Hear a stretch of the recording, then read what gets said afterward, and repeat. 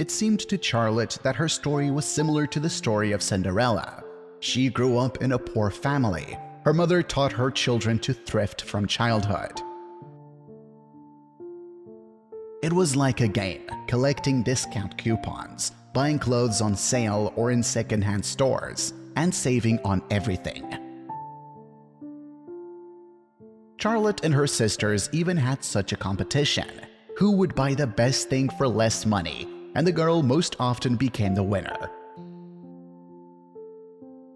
And then she met her husband when she was working as a waitress and accidentally spilled coffee on his suit.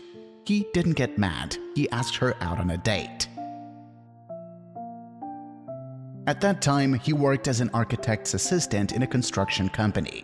But for Charlotte, he was the smartest and wealthiest person in her life.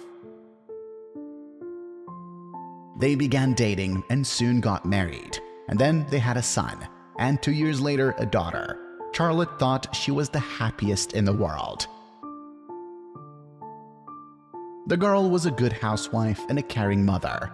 The husband earned well, the family did not need anything, and there was no need to save. But what Charlotte had been learning to do for years could not pass without a trace. Charlotte was happy to pick up her sister's worn clothes and was glad that she had saved a piece of the household budget. Her husband did not like it, but the girl kept denying herself everything. Charlotte did not buy cosmetics because it was a waste of money, so her mother taught her, and she didn't even think about going to a beauty salon. One day, her husband asked if she would like to get a subscription for several sessions at the spa. Charlotte asked how much it would cost, and her husband named the amount. "You're crazy," she laughed. "So much money that they just smeared me with some kind of cream. Well, no, I can take care of myself, and I don't need any spas." Her husband did not answer, and a few months later, Charlotte found out that he had a mistress. They had a conversation. She heard a lot of unpleasant things about herself. Her husband said he would leave her the house and give her money for the children, but he didn't want to live with her anymore. Then he left, and Charlotte went to the mirror. 2 pregnancies and the lack of any professional self-care have done their job. She was very hurt, but somewhere deep inside she even understood him. "But I still have a house, children, and I will have something to live for," she reassured herself aloud. The consolation was weak. She burst into tears and went to bed. And in the morning, the doorbell rang. My mother-in-law was standing on the threshold. She critically looked at Charlotte and took out her phone.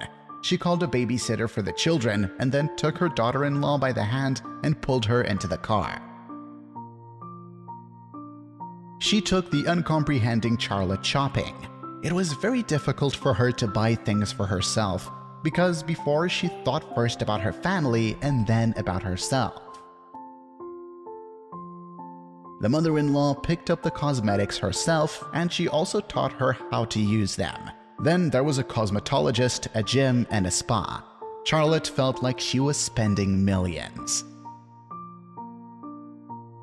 But a month later, she didn't recognize herself in the mirror. It was another woman, a woman from whom her husband does not leave, and he did not leave. He came back and asked for forgiveness for a long time. And Charlotte forgave him because she loved him. Charlotte saved the family thanks to her smart mother-in-law and left excessive thrift in the past. The savings should be reasonable. It is not worth wasting money on trinkets, and of course, the inner beauty is more important. But sometimes you need to pamper yourself because a bright, beautiful cover will not hurt an interesting book.